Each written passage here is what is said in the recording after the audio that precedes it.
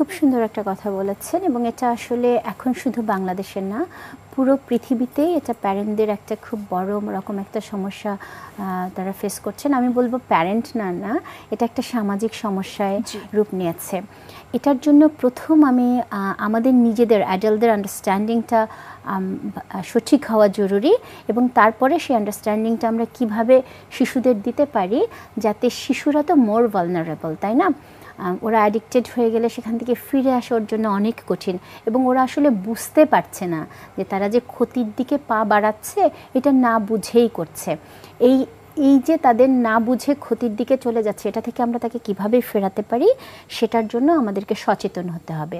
তো এই সচেতনতার প্রথম যে পার্টটা আমি বললাম যে আমাদের নিজেদের আন্ডারস্ট্যান্ডিংটা ক্লিয়ার থাকতে হবে।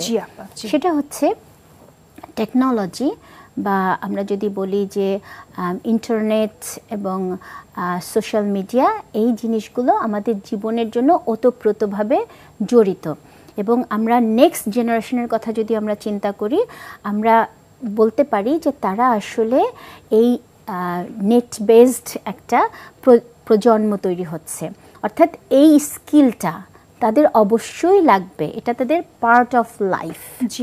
এখন যেটা প্রবলেম হচ্ছে সেটা হচ্ছে এটাকে আমি গাড়ি চালানোর সাথে তুলনা করতে পারি।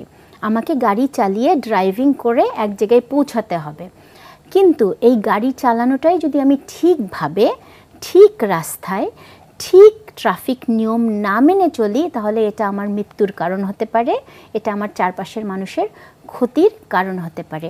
এই জায়গাটা আমাদেরকে আগে আন্ডারস্ট্যান্ড করতে হবে। আমরা সোশ্যাল মিডিয়া বা ডিভাইসকে পুরোপুরি না বলতে পারবো না, এটাকে অবশ্যই পার্ট অফ লাইফ করতে হবে, কিন্তু একই সাথে আমাদের নিজেদেরকে বুঝতে হবে যে এটাকে প্রপার ড্রাইভ আমি কীভাবে করব, কিভাবে এটাকে আমি রাস্তার উপরেই রাখবো, বাইরে নিয়ে যাব না, কিভাবে এটাকে আমি নিয়ম মেনে করব।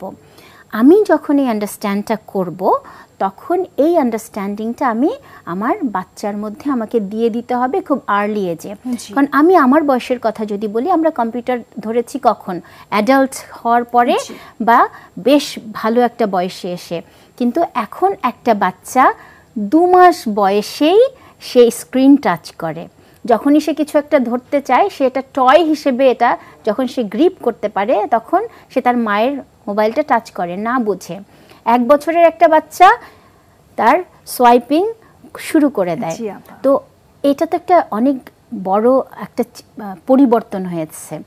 আমাদেরকে এজন্য ওই ছোট বাচ্চাটাকে আগে থেকেই প্রিপেয়ার করতে হবে সেই লাইফটার জন্য, যে সোশ্যাল মিডিয়াটাকে তুমি কিভাবে প্রপারলি ইউজ করবা, টেকনোলজিটাকে তুমি কিভাবে প্রপারলি ইউজ করবা।